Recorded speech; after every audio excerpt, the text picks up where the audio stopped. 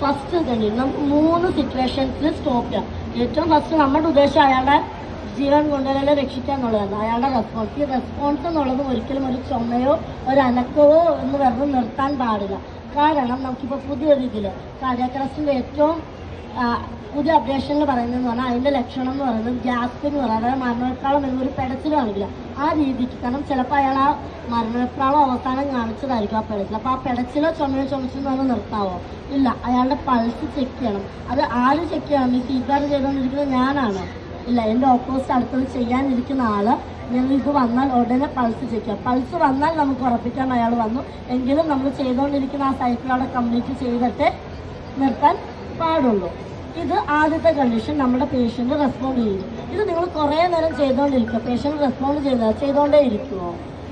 അയാൾക്കപ്പോൾ രണ്ടാമത് നിർത്താവുന്നതല്ല, ഇയാൾക്ക് വേണ്ട മെഡിക്കൽ സപ്പോർട്ട് കിട്ടുന്നത്. ആ മെഡിക്കൽ സപ്പോർട്ട് എന്ന് പറയുന്നത് ഒരിക്കലും ഒരു ആംബുലൻസ് വരുന്നതല്ല. നമ്മുടെ സാധാ ഒരു ആംബുലൻസിൽ എന്തുണ്ട്? സ്ട്രക്ചർ കൊണ്ടൊരു ഓക്സിജൻ ഉണ്ടാവും. അതുകൊണ്ട് കാര്യമുണ്ടോ? ഇല്ല. ഈ CPRൻ്റെ ഒരു സംഭവം അവിടെ കിട്ടുന്നത്. അപ്പം എന്താ അതിൽ കയറ്റി ഹോസ്പിറ്റലിൽ എത്തുന്നതുമല്ല, ഹോസ്പിറ്റലിൽ എത്തിയിട്ട് ഡോക്ടറോ നേഴ്സോ ഇയാളെ ടേക്ക് ഓവർ ചെയ്യണം. എന്നാലാണ് നിർത്തേണ്ടത്. ഇതല്ലെങ്കിൽ ഒരു ആംബുലൻസ് വന്നാൽ നമുക്ക് നിർത്താൻ പറ്റും. അതേതാണെന്നറിയുമോ?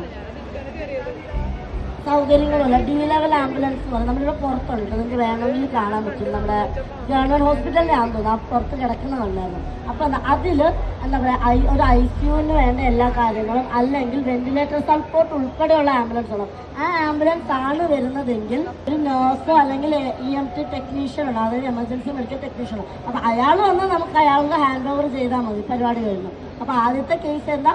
നമ്മുടെ വിക്ടിം റെസ്പോണ്ട് ചെയ്യുന്നത് വരെ. രണ്ടാമത്തേത് ഏതാ? ഇയാൾക്ക് വേണ്ട മെഡിക്കൽ സപ്പോർട്ട് കിട്ടുന്നത് വരെ, മെഡിക്കൽ എയ്ഡ് കിട്ടുന്നത് വരെ.